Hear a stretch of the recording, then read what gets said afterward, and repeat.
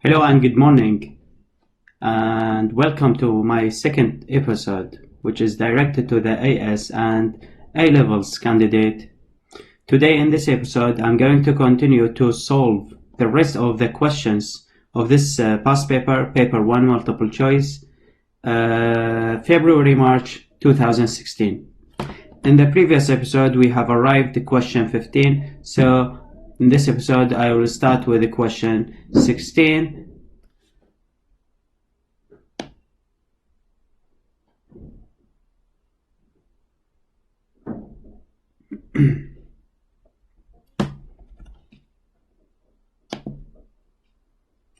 Okay, in this question, hydrogen chloride gas and hydrogen iodide gas have different thermal stabilities.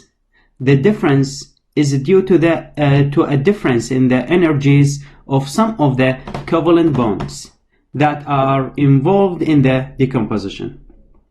Which row identifies the more stable of the two compounds and gives the correct explanation? So in this question, you need to think about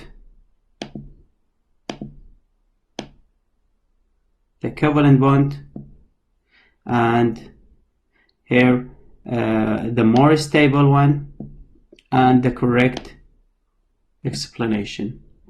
You know the covalent bond of the hydrogen halide, it will be increased as you go up. Why? Because the electronegativity of the group number 7 or the halogen group, as you go up, the electronegativity is increased, so the strength of the covalent bond is increased. So it's clear that means the more stable one should be one of these options, A or B. Now, if this one more stable than hydrogen iodide, that means the bond between the hydrogen and the chloride should be stronger than the hydrogen iodide one. So it's clear the option B is the correct answer.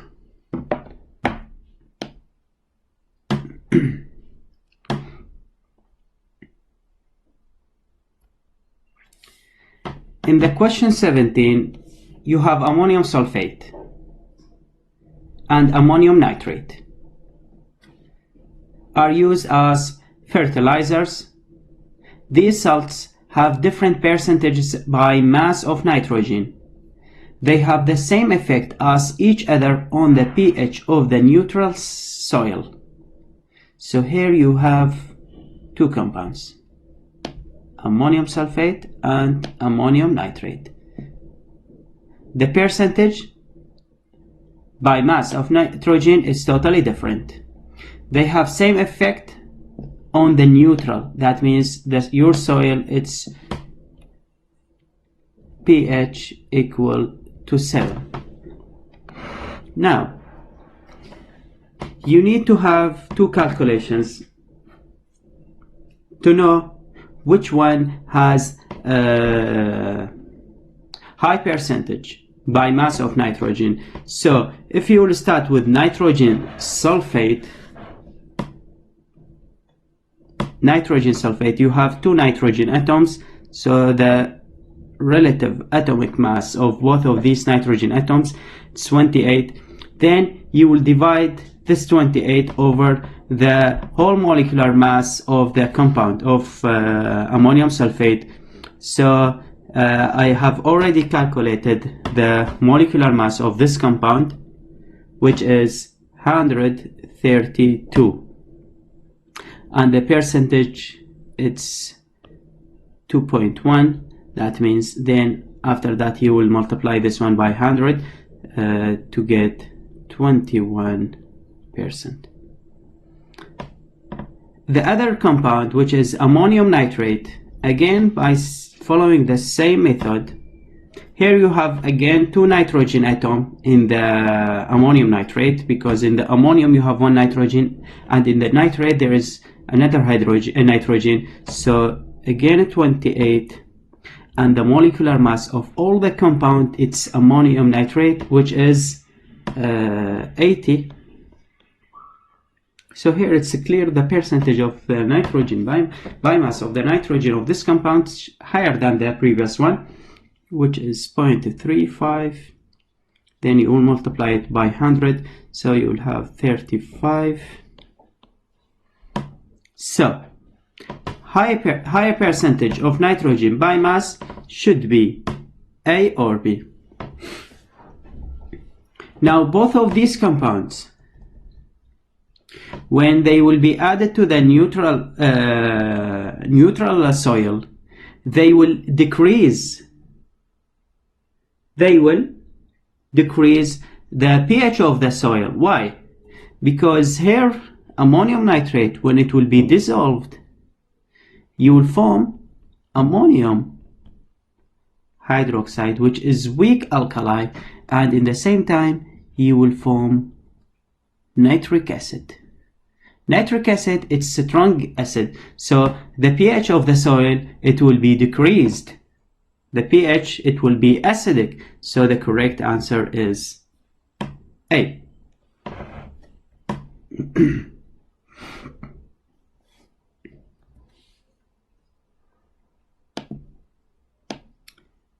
In the next question, you have river water in a chalky agriculture area contains these ions: calcium ion, magnesium ion, carbonate, hydrogen carbonate or bicarbonate, and chloride ions and nitrate ions. All of these ions, you might find them in this river water.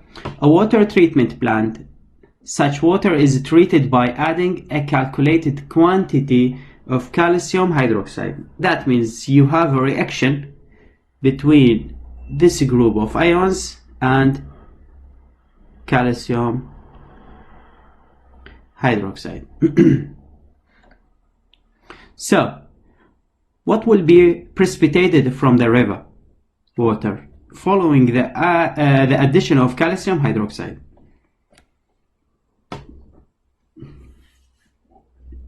So, you have these four compounds. Put it in your mind. All nitrate compounds are soluble. So this one, it will be soluble, and this one, it will be soluble. And also, all the chloride, group number 1 and group number 2, also they are soluble. For example, calcium chloride, it's soluble. So this one also, it will not be formed as precipitate. And calcium carbonate, you know, it's the product of the test of the lime water, the test of carbon dioxide by adding lime water. Always you have formed white precipitate, which is limestone or calcium carbonate. So the correct answer is B.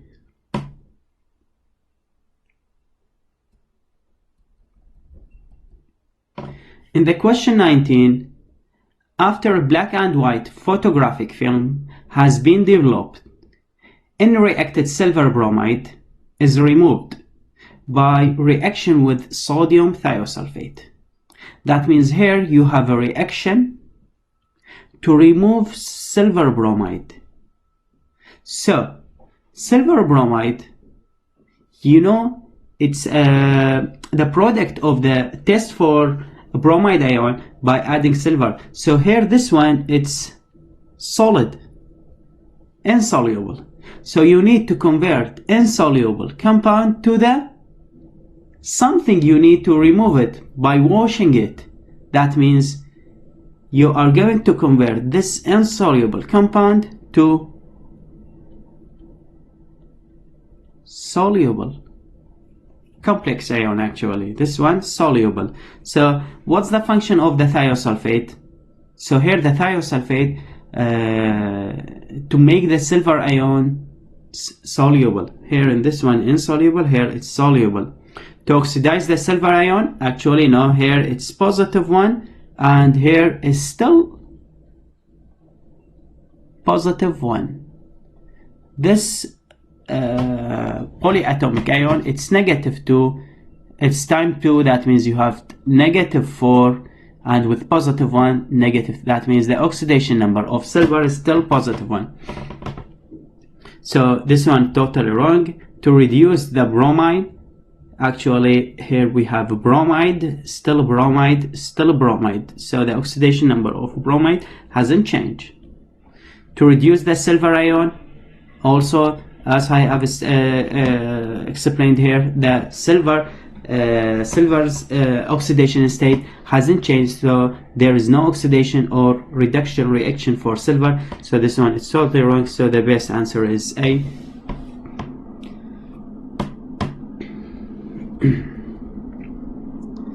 In the question 20, you have here in this question, it's organic compound. People who take statin drugs to control their blood cholesterol may also take coenzyme Q10. The diagram shows a simplified structure of one from this coenzyme. This is the coenzyme. Here the question, which row describes this structure correctly? So from the structure, this coenzyme, is it aldehyde or ketone? Aldehyde, carbonyl, it's bonded with one hydrogen at least. So we don't have carbonyl is bonded with hydrogen. Both of these carbonyl are bonded to carbons. Here you have carbon, here you have carbon, carbon, carbon. So they are ketones. This coenzyme, it's ketone, so it could be C or D.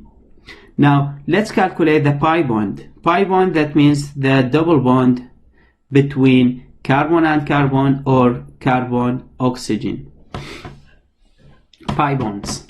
Okay, so N, here the number of N, for example, if it's 1, that means you have 1 pi bond. If it's 100, that means you have 100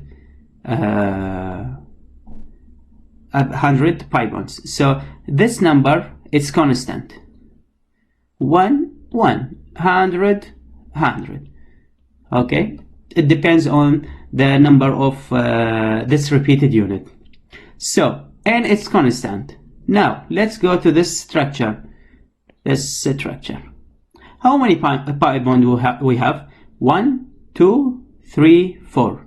So the correct answer is D.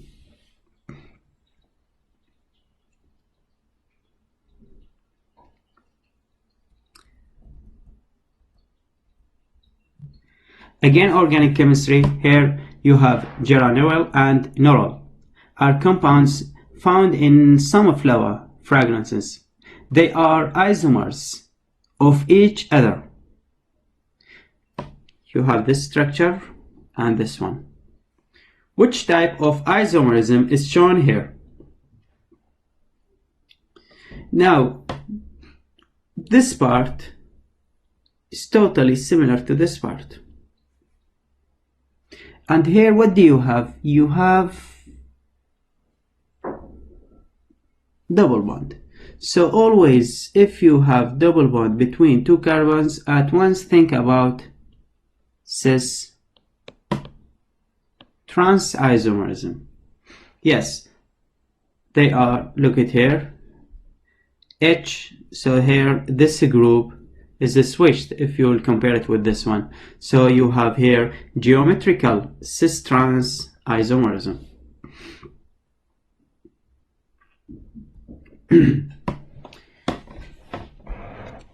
This is a question about polymer, a section showing 2 repeat units. You have 2 repeat units of an addition polymer.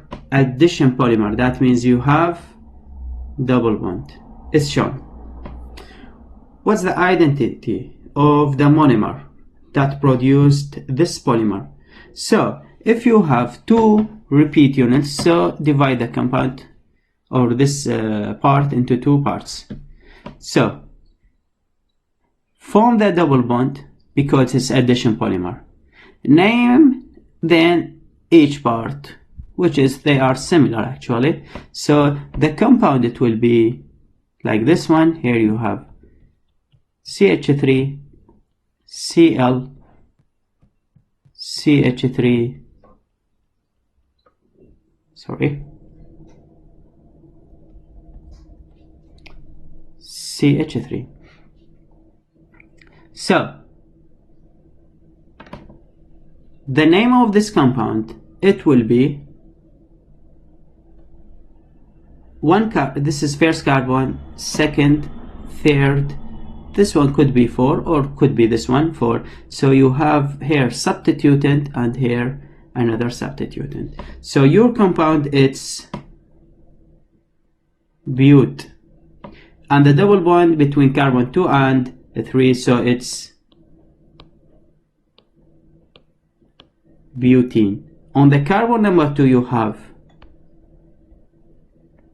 chloro, and carbon number 3 you have methyl. So the compound, it's 2-chloro 3-methyl butene, and the position of the double bond in the carbon between the carbon number 2 and 3. So the best answer is B.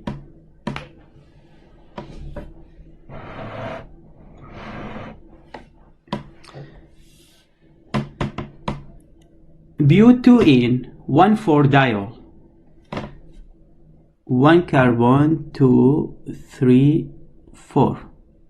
On the carbon number 1 and 4 you have hydroxyl groups, and between the carbon 2 and 3 you have double bond. So butene 1,4-diol.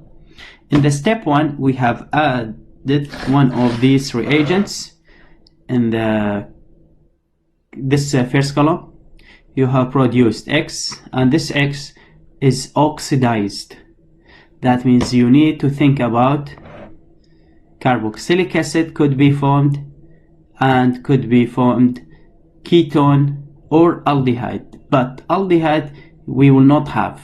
Why? Because the reaction here, it's there is no distillation. So at once all the aldehydes, it will be converted into carboxylic acid. Okay. So here, let's compare this compound with this compound. Here you have carboxylic group. Here you have carboxylic group. That means both of these OH hasn't affected by step 1. But here you can see in the carbon number 2,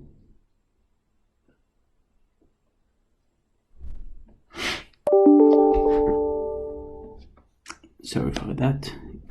In the carbon number 2, it was CH, but then it's converted into C double bond O. That means this one CO, then CH2.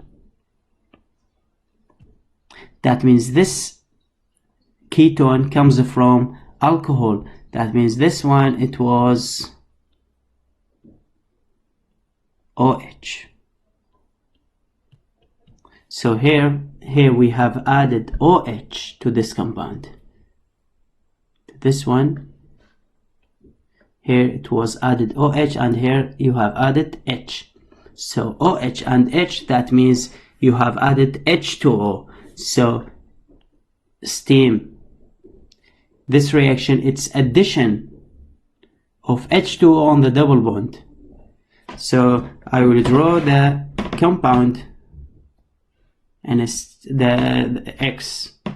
Here you have CH2 OH. This double bond, it's saturated with OH, and here H, another H, and CH2 OH. So in the step 2, this one, it will be converted into carboxylic acid, correct? And this one, it will be converted into carboxylic acid, is correct?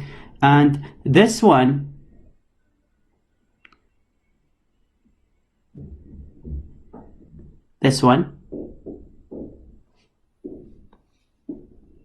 it will be converted into ketone. So the best answer is C, actually.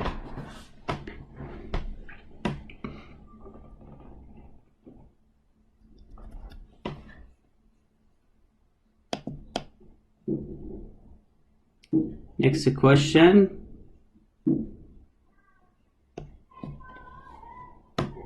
In the next question, we have hydrogen bromide can be added to T. Hydrogen bromide to give compound U. Correct. Compound U can be hydrolyzed to compound V. So here bromide has been substituted with OH. So this reaction, you have addition reaction, and here you have substitution reaction. So W, here we have, four students, W, X, Y, and Z, made the following statement. The student W, all the atoms in a molecule of compound T lie in the same plane. Actually, this is totally wrong, because when you have, if you will draw this part, carbon, so you have some of the atoms behind the plane and the others should be out of the plane. So that means not all the atoms on the in the same plane. So this is totally wrong. Compound V contains only one chiral center? No, actually here we have one chiral center, and this is the chiral center, because here we have 1, 2, 3, 4 different groups.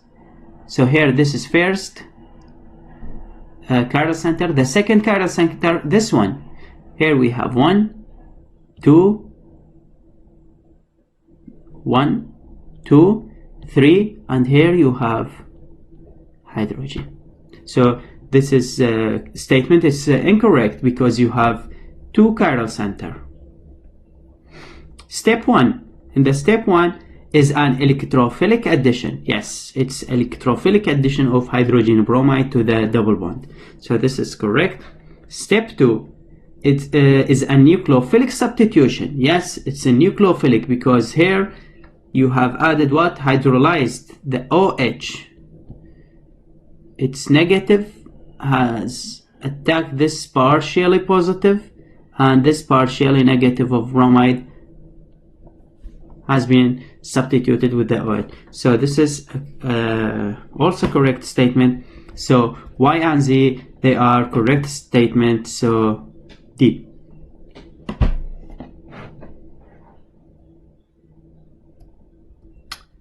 Structure. Question 25. Structural isomerism and stereoisomerism should be considered in the answering this question. Compound J is reacted with potassium hydroxide in ethanol. 3 isomeric alkenes. That means here you have formed alkenes, double bond, with molecular formula with this one. Now, first of all, in the stereoisomerism, you have optical isomerism and cis trans. So you have double bond, so you need to think about cis trans. Okay, to form cis and trans, if the double bond which is formed by using this reagent, because this reagent is forming alkenes, so it's elimination of H Br. So if you remove this Br from this carbon and one H from here, you will form the double bond here. So you will form carbon double bond with 2 hydrogens here. Here in this case we don't have cis trans, because one of the carbons, they have they are holding same atoms, so here we don't have cis trans. So if you remove hydrogen from this carbon for option B and this one, that means the double bond, it will be formed here. So you have here CH3 with H and CH3 with H. So this one has 2 isomers, which are these cis and trans. Also we have another option to form to remove the hydrogen bromide. That means, could the bromide removed from here the second hydrogen could be from the other carbon. That means you will form this compound, CH2 double bond CH, CH2 CH3. So you have three isomers, cis, trans, and this compound. So the best answer is B. This one doesn't work, and also this one doesn't work, because here you are going to form only one compound, and here you will form again only one compound without cis and trans, because here when it will be formed, these groups, they are attached to the same carbon, which is similar to the option A. So this one is wrong. So the best answer here, it's B.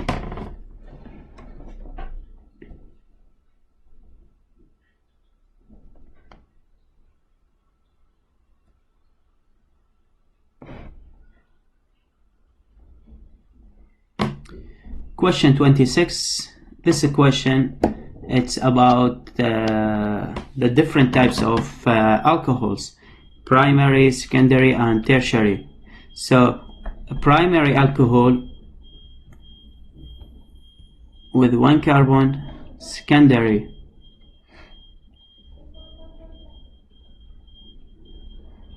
with two carbon, and tertiary,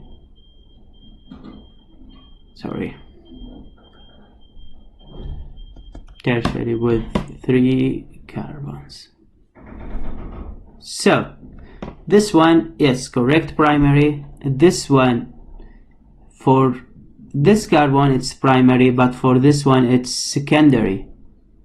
So you have primary and secondary. So this is totally wrong, because at secondary, that means only should be secondary. So this option is wrong. This one, this carbon is bonded to this OH, this is secondary, so this is also wrong. C, it's a primary, so this carbon, yes, this is primary, OH. For this one carbon, it's bonded to, and this is primary, and this one secondary. So here also it's wrong, because you have primary and secondary in the same compound, so this is wrong. So D, this one, it's primary, secondary, tertiary. So the best answer is D.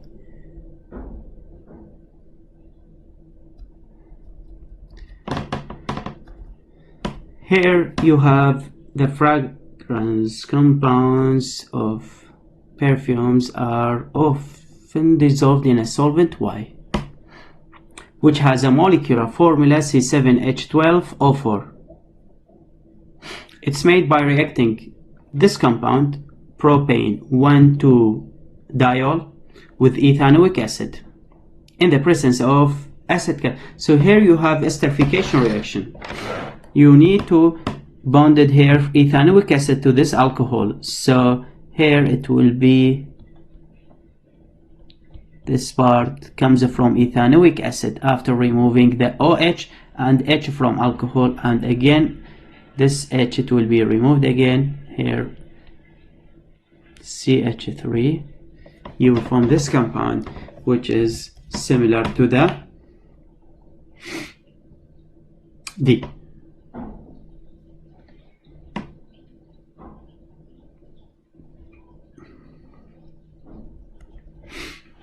Question 28. Which mixture could be used to produce propyl methanoate? So here you need propanol and methanoic acid.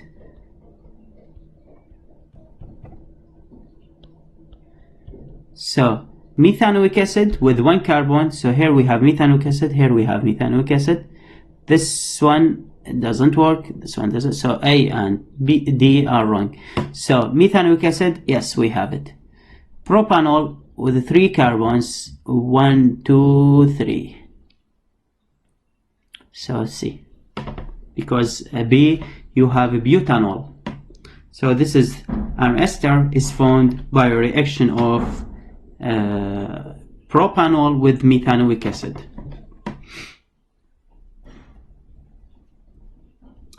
Question 29. Which statement about polychloroethene is correct?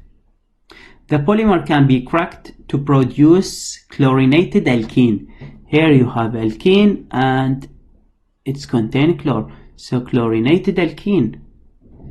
That means after you will crack the polymer, you will form this compound.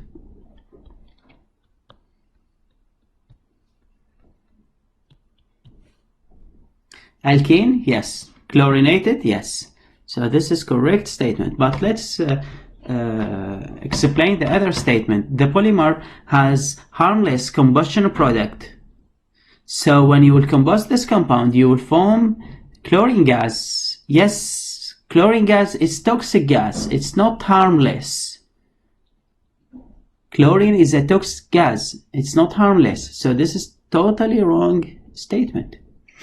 The polymer is readily biodegradable when buried. Actually, this is polymer and synthetic polymer, so it's not easy to biodegrade it. So this is wrong. And the repeat unit of the polymer has MR97. So you don't need to check. You don't need to check the molecular mass of this compound. Why? Because here the molecular mass in the question it's 97.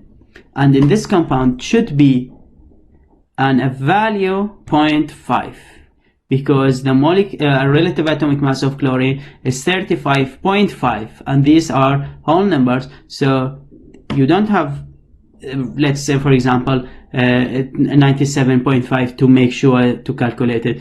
Already it's whole number, so this one is totally wrong. And here the last question. Which row of the table is correct? Here you have different compounds. You need to know which compound has the most number of carbons, increasing number of carbon atoms. So make sure here you have the most one. So here 3, 4, you have 7 here. Here you have 5, 5, you have 10, and you have 10, and here you have 1, 2, 3, you have 4. So could be B and C.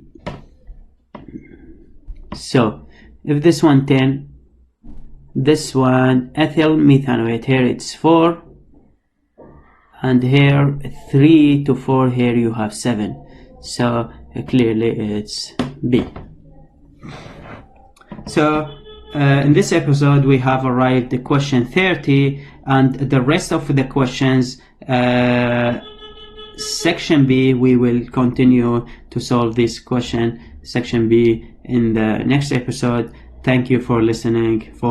And don't forget, please, dear students, you have to practice. You have to solve all of these questions by yourself, and to be ready for the next episode to solve these questions, which they have not only one correct statement. Maybe we have here more than one or maybe 3 different statements, and all of them are correct. So this section B, it's a little bit tricky, and I can consider it's harder than section B. So thank you again for listening, and see you tomorrow.